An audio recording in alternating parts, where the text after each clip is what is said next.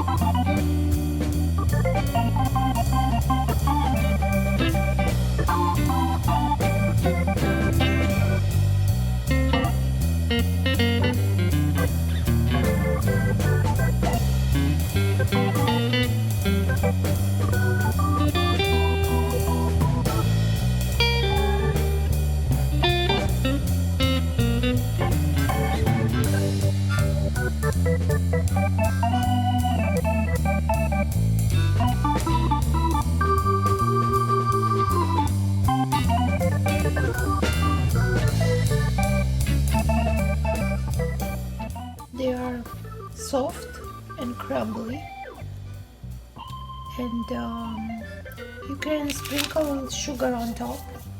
These are very good. Probably you might put some confectioner sugar on top, sprinkle a little bit, although I don't think it needs, because it's already sweet. The dough is sweet, the preserves that I used are sweet.